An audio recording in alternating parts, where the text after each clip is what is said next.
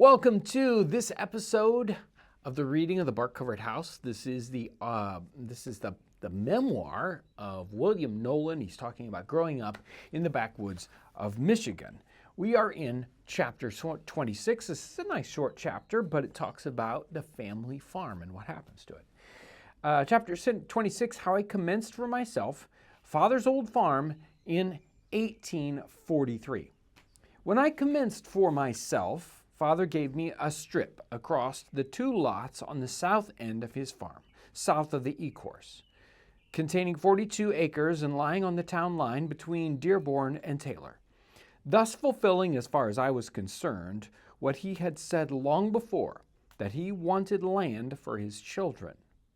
I supposed at the time that I should build a house and live there and make it my home, and I had a chance to trade it off even for 80 acres of land lying half a mile west of it, subject to a mortgage of $150. I made the trade, paid the mortgage, and afterwards built on the place, the house in which I now live. Father bought back the 42 acres which he had given me. He easily paid for it, $250. And then he had the old farm together again with money left, which he had saved by his frugality and industry. He made up his mind that he would buy another place which was offered for sale out 1 mile toward Dearbornville beyond the Clay Road. It had a good barn on it and a comfortable farmhouse.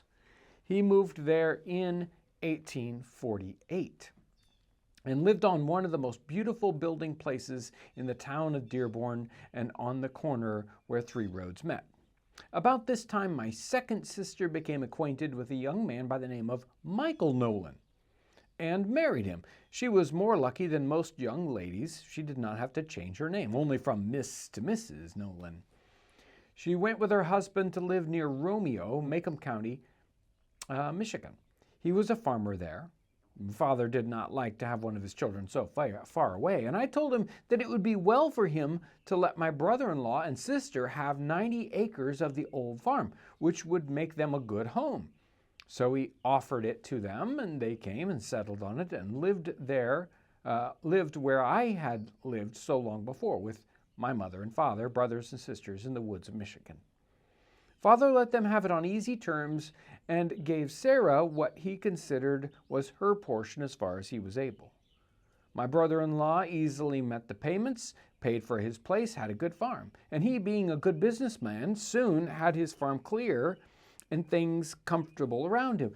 But he was not entirely satisfied with the place, though it was the best of land and he was a man capable of knowing and appreciating it. He thought he was laboring under some disadvantages. In the spring of the year, the Clay Road was very bad, and he had hard work to get out and in.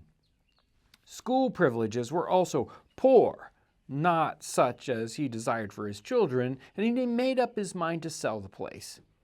He sold it in 2 parts at good advantage. The last piece went for over $100 an acre.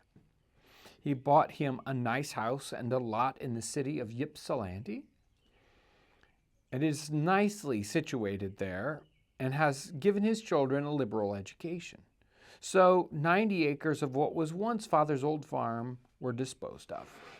After I had left home, a few years passed, and my brother, John Smith Knowlin, was married and started out in life for himself, and Father let him have the west 70 acres of the old farm. He, being the youngest son, Father desired to see him settled comfortably in life near him, and he gave him the place so cheap and on such easy terms that he was able to pay for it in a short time, right off of the place, with the exception of what Father gave him as his portion. Father said he gave him his part. He soon had a nice little farm, as anyone need wish to own in the state of Michigan, and he had it clear from debt. After my brother-in-law moved away, my brother became lonesome and dissatisfied and was not contented with so good of a place. He sold it in 2 pieces and bought a farm out within half a mile of Dearbornville, beyond Father's. He moved onto it and lives there now in sight of the village.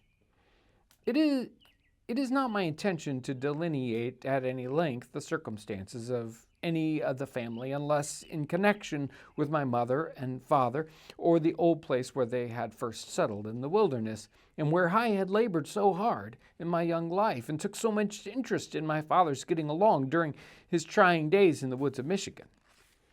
I was along there by what was Father's old place one day this winter, 1875. And I looked at the barn and saw that it was getting old. And I noticed two little orchards. Some of the trees had disappeared and others looked as if they were dying with old age. And I saw young orchards on the place, which were set out by other hands who knew but little of us.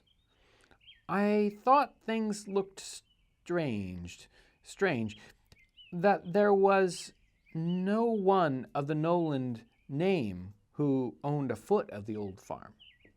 I suppose to this day, no part of it, nor the whole of it, could be bought for less than $100 an acre, probably not for that. I counted the dwelling houses that had been built on it. There were 5 of them, 3 very good frame houses, well painted and built in good style, and 2 other houses not so nice. I noticed there were 4 good frame barns on it. The old place is inhabited by an industrious race of men. It is divided up into German farms. Men may cover Mother Earth with deeds and mortgages and call her their own and live upon her bounty, little thinking of the hardships, toils, and privations that were endured by those who preceded them. How they labored, toiled, and sweat, sometimes without enough to eat and not knowing where the next meal was coming from. I know this was the case with some of the first settlers. In view of the hardships and the sufferings of the pioneer and his passing away, I exclaim in the language of another, quote, "This earth is but a great inn, evacuated and replenished by troops of succeeding pilgrims. And one generation passeth away, and another generation cometh, and a man here hath no continuing city." That's the end of chapter 26 of The Bark-Covered House, where he's reminiscing about that family farm and how hard they worked on that land, and then how kind of painful it was to leave it and then drive by and see it with other people. It's interesting how he's relating there at the end how we don't truly own the land in some ways, and yet we're connected to it, and we want to stay connected to it. Also, that interesting part where he's talking about giving his children their portion, making sure that William Knowlin's father's making sure that each of his children is taken care of in a very particular way, with a portion of property. And again, he alludes to that at the very beginning. He talks about his father moving away from New York, and the very reason he moved away from New York was because there was no land that was available for his children. There was no place for a family to grow out and still be connected with each other without subdividing the land up into little tiny chunks that no one could do anything with. Very, very interesting chapter. I want to thank you for being part of Townsends Plus, and I hope you have a great day. Thanks for watching.